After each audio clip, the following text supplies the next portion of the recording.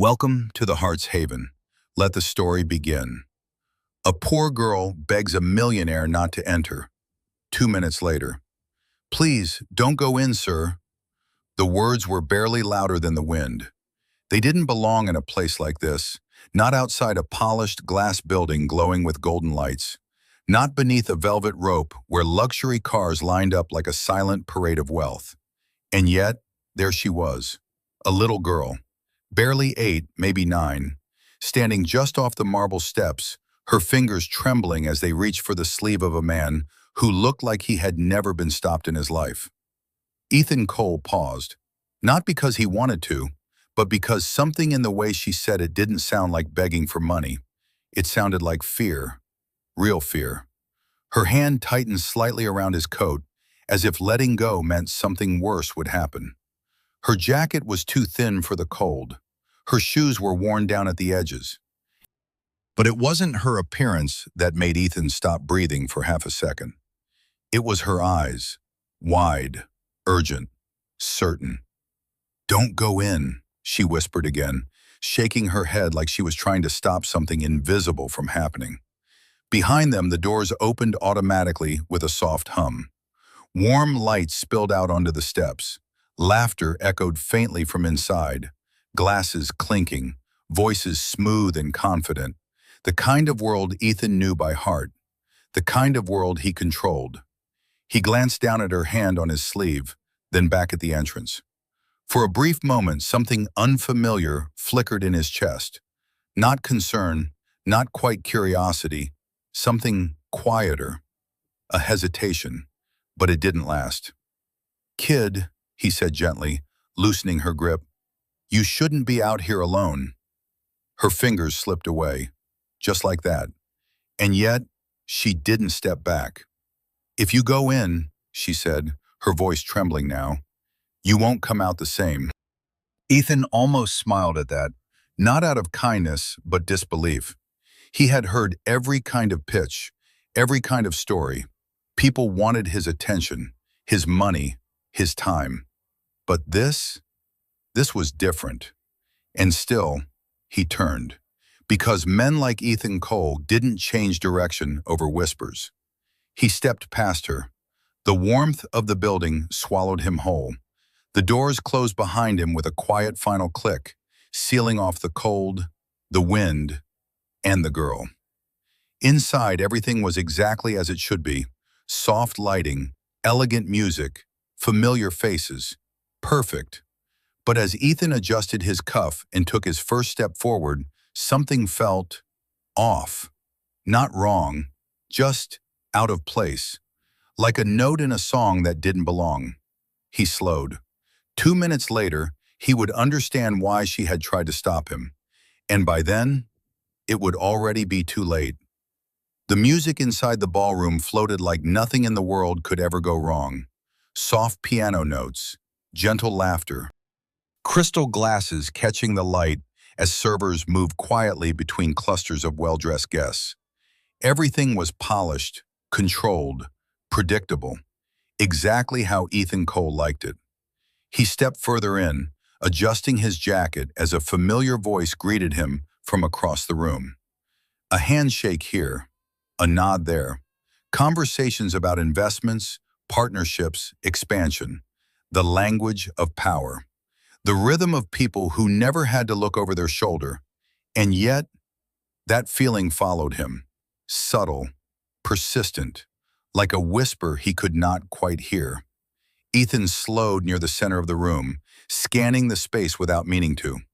The chandeliers shimmered overhead, casting warm reflections across the marble floor. Nothing seemed out of place.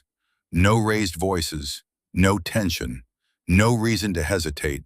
So why did he? His gaze drifted toward the entrance again. For a split second, he thought about the girl, the way her voice had trembled, the certainty in her eyes. "If you go in, you will not come out the same." Ethan exhaled quietly, almost dismissing the thought. He had built his life on logic, not instinct. People exaggerated. They dramatized, especially children. Still, something was not right. A man approached him with a smile, launching into a conversation about a new acquisition. Ethan nodded automatically, but his attention slipped. His eyes moved past the man's shoulder, tracing the edges of the room. That was when he noticed it. Near the far wall, just beyond the bar, a small table. Out of place. Not because it did not belong, but because no one was near it. While the rest of the room pulsed with quiet energy, that corner sat untouched, almost avoided. On the table rested a single envelope.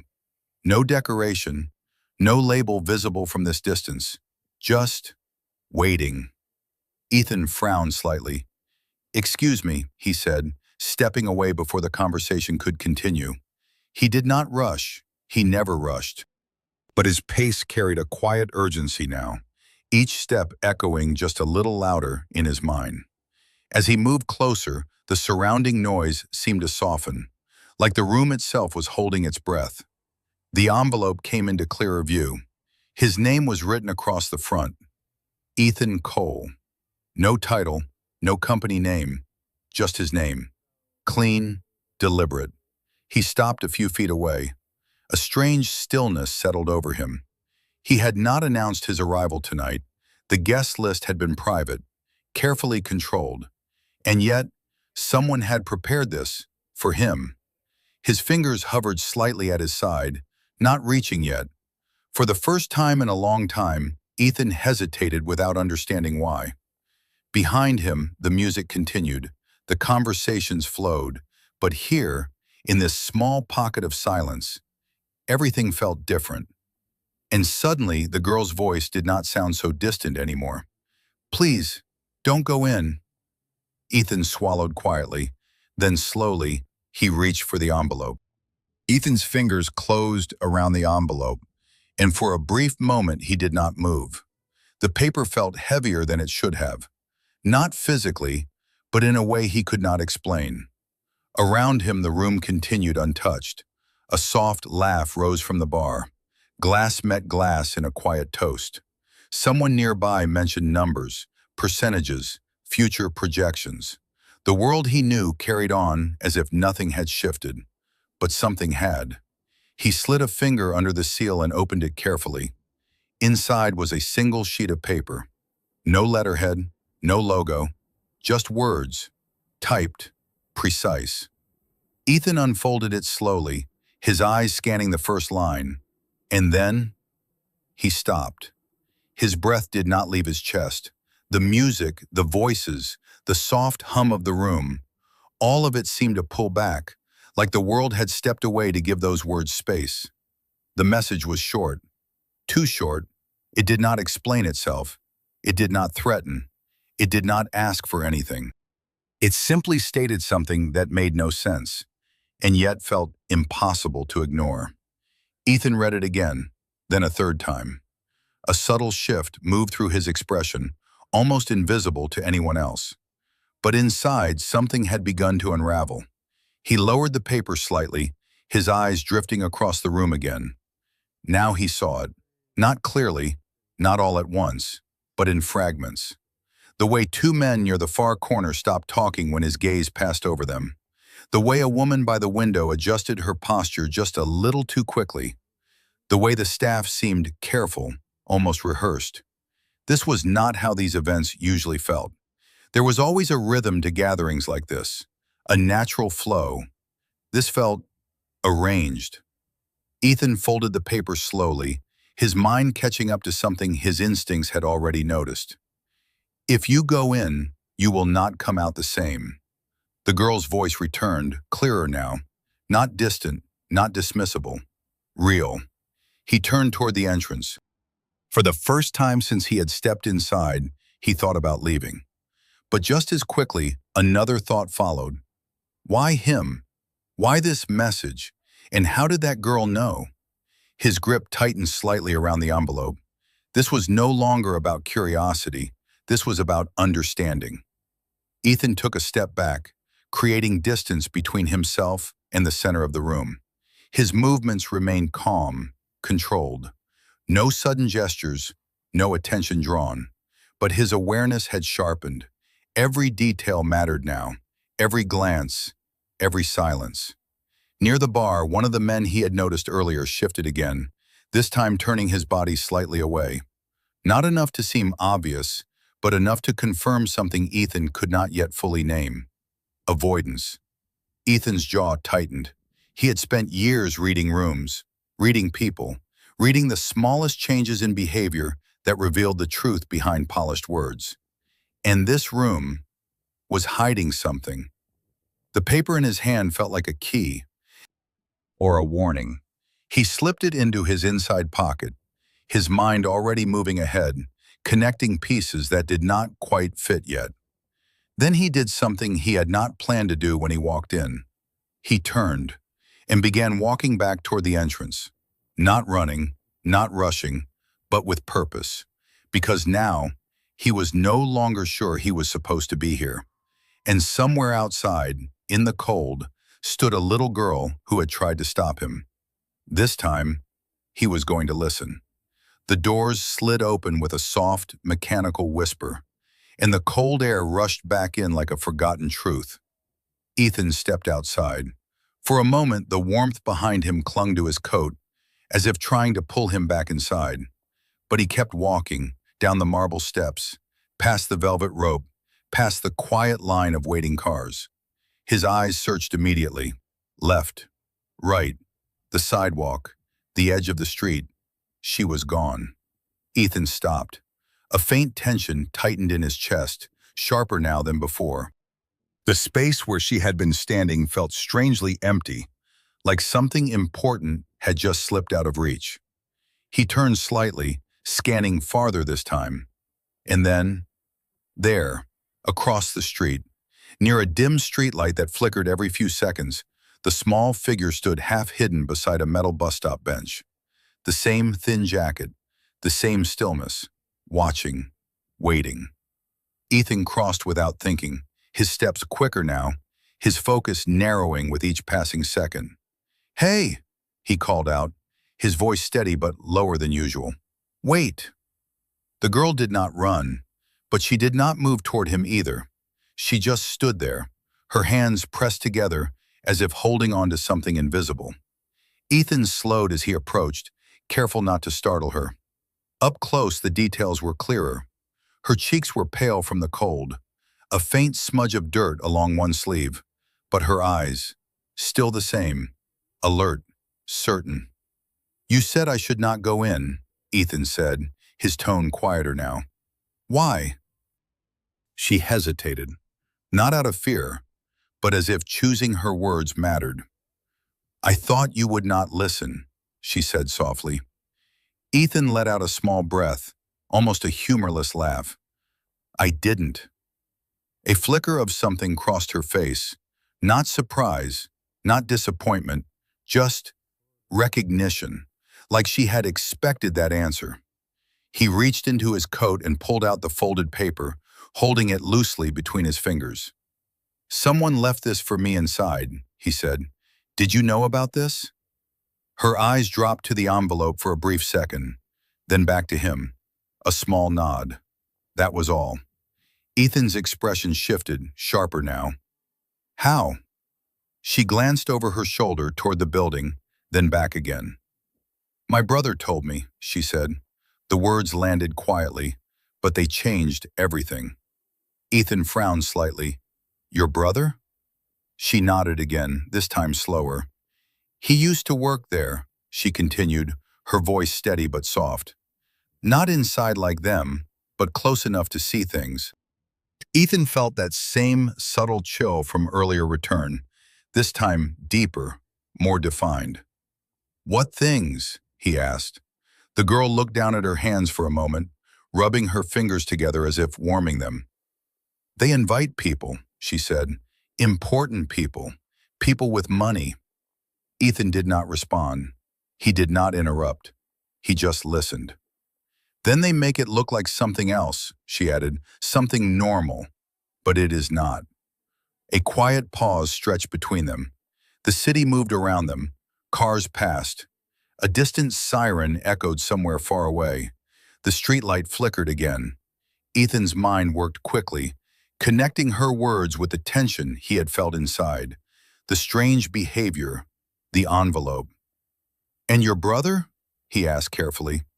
Her gaze lifted again, and for the first time there was something heavier behind her eyes. "He tried to tell someone," she said, "but nobody listened." The words hung in the cold air. Ethan looked back at the building, its windows glowing warmly against the night. From the outside it looked perfect, safe, untouchable. But now, he knew better. He turned back to her, his voice quieter than before, but firmer. "You said I would not come out the same," he said. "What happens to people who stay?" The girl held his gaze, and for the first time since he met her, she did not answer right away, because whatever the truth was, it was not simple, and it was not something he could ignore anymore. The girl finally looked up, and when she did, her voice dropped to almost a whisper. "They lose something," she said. Ethan's brow tightened slightly. "Lose what?"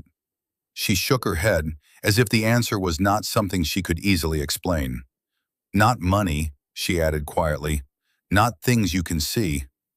A cold breeze passed between them, carrying the distant hum of the city. Ethan felt it brush against his face, but the chill settling in his chest had nothing to do with the weather. "What do you mean?" he pressed. The girl hesitated again, then pointed gently toward the building behind him.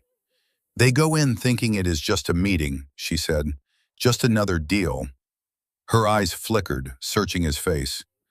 "But they come out different."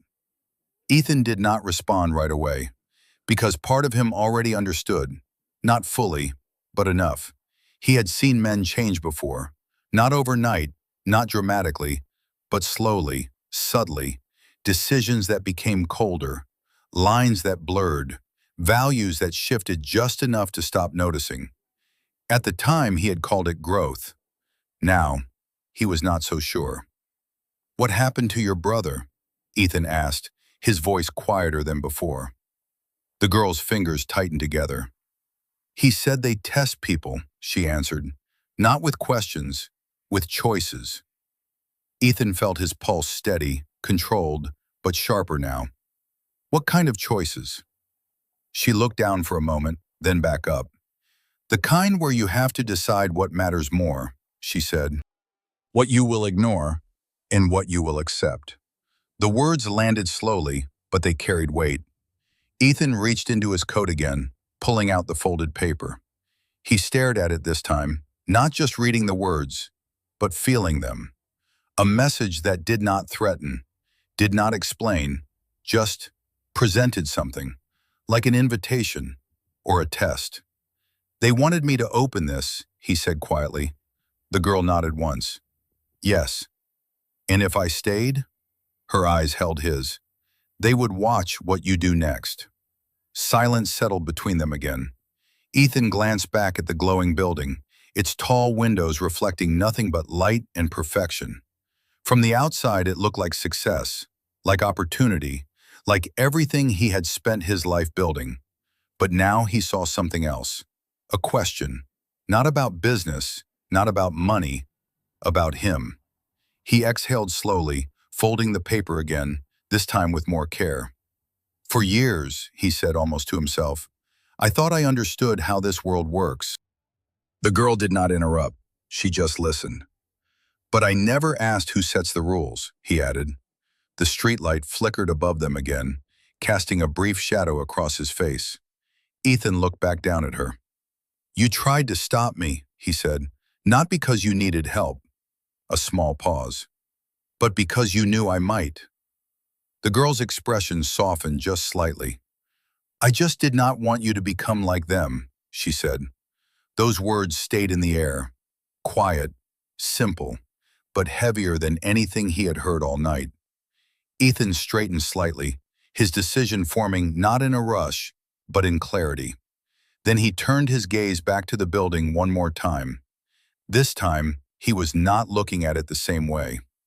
Ethan stood there for a moment longer, the city moving quietly around him, but something inside him had already shifted. Not suddenly, not dramatically, but enough.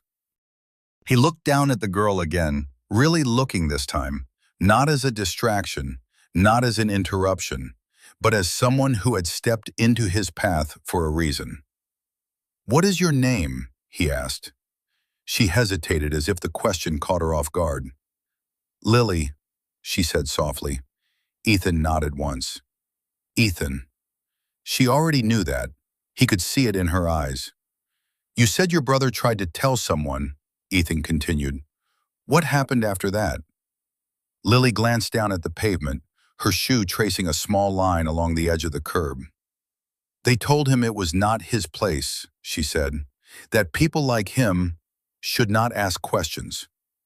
Ethan's jaw tightened slightly. He had heard that phrase before.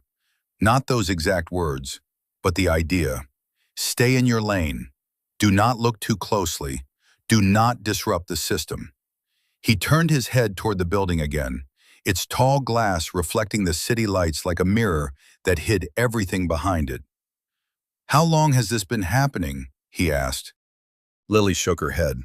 "I do not know. A long time." Another pause, then more quietly, he said people stopped noticing after a while. That landed deeper than anything else she had said, because Ethan understood that. He had lived that. Not in the same way, but close enough. The slow drift, the quiet compromises, the way right and wrong became less clear when success kept rewarding you. He exhaled slowly, his breath visible in the cold air. "They sent me that message for a reason," he said. Lily nodded. "Yes. To see what I would do." Another nod. Ethan slipped his hands into his coat pockets, grounding himself for a moment. For years, decisions had come easily to him. Numbers, risks, outcomes, everything calculated, everything controlled. But this was not a business decision. This was a line. And he could feel it now, clearer than ever. "If I walk away," he said quietly, more to himself than to her, "then I become part of it." Lily did not answer. She did not need to. Because they both knew. Ethan looked down at her again. "You came here alone?" he asked. She nodded. "I come here every night," she said, "just in case someone listens." Something in his chest tightened. Not sharply, not painfully, but enough to make him pause. Every night, standing in the cold, waiting for someone to stop. Ethan glanced up at the sky for a brief second, then back at the building, then back at her. "I almost did not," he admitted. Lily gave a small shrug, but there was no judgment in it. Most people do not. That honesty, simple and unfiltered, settled into him in a way nothing inside that building ever had. Ethan straightened slightly. Then, without hesitation this time, he reached into his coat and pulled out his phone. Lily watched him, her expression shifting just a little. Not hope, not yet, but something close. Ethan glanced at the screen, then back at the building.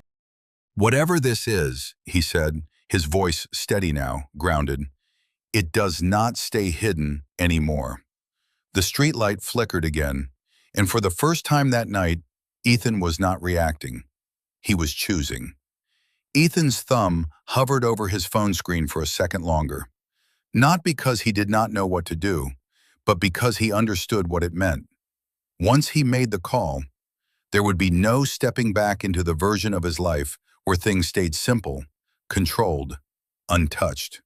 He glanced at Lily. She stood quietly beside him, her small frame still against the cold, watching not with urgency, but with a kind of quiet patience, like she had been here before, like she knew this moment mattered more than anything that came after. Ethan exhaled. Then he pressed the screen. The call connected quickly. "Daniel," he said, his voice calm, direct. "I need you to come down to the Harper building. Now." A pause on the other end. Daniel Brooks was not just his legal advisor. He was the one person Ethan trusted to see things clearly when everything else blurred.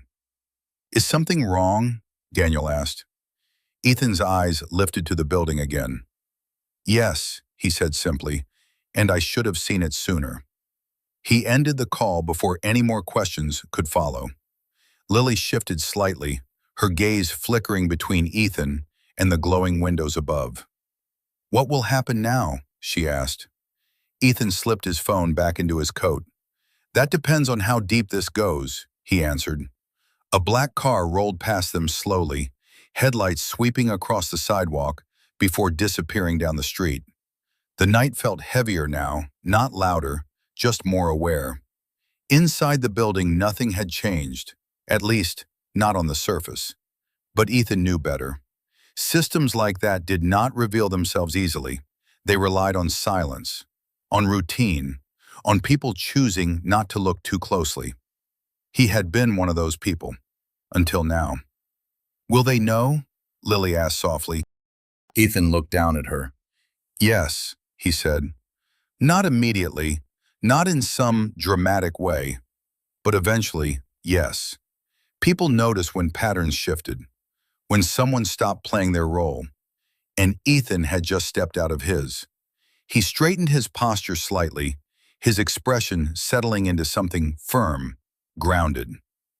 "They are used to people walking in and staying quiet," he continued. "They are not used to someone walking out and asking questions." Lily's fingers curled slightly at her sides. "They will not like that." Ethan gave a small nod. "No," he said, "they will not." For a moment, neither of them spoke. The building stood tall behind them, its lights steady, unchanged, almost indifferent. But now it felt different. Not powerful, not impressive, just exposed. A few minutes passed before another car pulled up to the curb. Daniel stepped out quickly, coat unbuttoned, eyes scanning the scene until they landed on Ethan. "What is going on?" he asked, walking over. Ethan did not answer right away. Instead, he reached into his coat, pulled out the folded paper, and handed it to him. Daniel opened it, his expression shifting almost immediately. "What is this?" he asked. Ethan glanced briefly at Lily, then back at Daniel. "It is a test," he said. Daniel frowned slightly. "A test for what?" Ethan's gaze returned to the building, steady and unblinking. "For who I choose to be," he answered.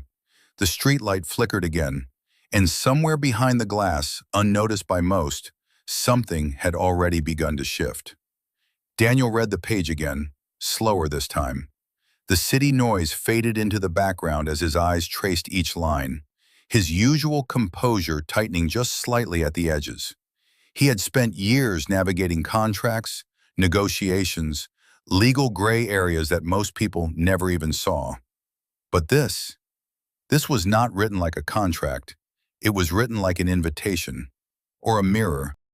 He lowered the paper and looked at Ethan, searching his face for something deeper than explanation. "Who else knows about this?" Daniel asked. Ethan shook his head once. "Inside? Probably everyone involved," he said. "Outside, no one who chose to speak." Daniel's gaze shifted toward the building, its glass exterior reflecting nothing but the clean illusion of success. "That is not illegal on its own," Daniel said carefully. "Inviting people, testing judgment, it depends on what happens next." Ethan nodded. "I know," he replied.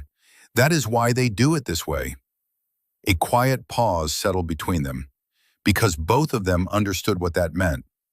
If something was designed to sit just on the edge, just outside clear lines, it became harder to challenge, harder to prove, easier to ignore. Daniel folded the paper slowly, his mind already working through possibilities. "And the girl?" he asked. Ethan glanced toward Lily. She stood a few steps back now, watching them with the same quiet awareness, her presence small but steady in the cold night air. "She is the only reason I walked out," Ethan said. Daniel studied her for a moment, then nodded slightly, as if that alone answered more than any details could. "What do you want to do?" Daniel asked. Ethan did not hesitate this time.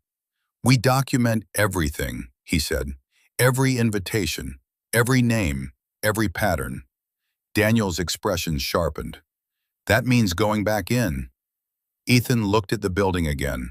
The lights, the movement behind the glass. The world he knew so well, now standing on the other side of a line he had finally seen. Yes, he said, but not the same way. A subtle shift moved through his posture. Not louder, not dramatic, just certain. I am not walking in as someone who belongs there, he continued. I am walking in as someone who is paying attention. Lily stepped a little closer, her voice soft but clear. They will notice that. Ethan looked down at her. I hope they do, he said, because silence was what protected places like that. And attention. Attention changed everything. Daniel slipped the folded paper into his coat, already reaching for his phone. I will start pulling records, he said. Guest lists, event sponsors, internal filings. If there is a pattern, we will find it. Ethan nodded once. Then he took a step forward. Not rushing, not hesitating, just moving. This time, when he looked at the doors, he was not walking into a room. He was walking into the truth, and he was no longer alone. The doors opened again, but this time, Ethan did not walk in as the same man who had stepped out. The warmth of the room greeted him just as before. The same soft music, the same quiet laughter, the same polished conversations floating through the air like nothing had changed. But everything had. Because now, he was looking. Really looking. Each face he passed, each conversation he overheard, each subtle shift in posture, none of it blended together anymore. Patterns began to emerge where there had once only been noise, a glance that lingered too long, a conversation that stopped too quickly, a smile that did not reach the eyes. Ethan moved through the room calmly, deliberately, as if nothing was different. But inside, something had settled into place. Clarity. Across the room, Daniel entered a few moments later, blending into the environment with practiced ease. A nod. A brief exchange. No attention drawn. But they were no longer part of the room. They were observing it, and that changed everything. Ethan's hand brushed lightly against the inside of his coat, where the absence of the paper now felt more powerful than its presence had before. A test. Not of intelligence, not of power, but of choice. He paused near the same table where the envelope had been waiting. Empty now, of course it was. Whatever this place had been built on, it did not rely on objects. It relied on people, on what they accepted, on what they ignored. Ethan looked around one more time. Then quietly, he stepped away. Not rushing, not escaping, just choosing. When he reached the doors again, he did not hesitate. Outside, the cold air met him once more. And this time, it felt different, clearer, lighter. Lily was still there, standing near the same spot, as if she had never left. Waiting. Ethan walked toward her, his expression no longer guarded, no longer distant, just present. It is not over, he said. Lily shook her head softly. I know. A small pause passed between them, filled not with uncertainty, but with understanding. Ethan glanced back at the building one last time. It still stood tall, still looked untouchable, but now it was no longer invisible. And that was where change always began. He looked back down at Lily. You said you come here every night, he said. She nodded. Ethan considered that for a moment, then spoke again, his voice steady but warmer now. You do not have to do that anymore. Lily blinked, just once. Not in disbelief, but in quiet realization. Because for the first time, someone had listened. Ethan offered a small, reassuring nod. From now on, he said, you will not be standing out here alone.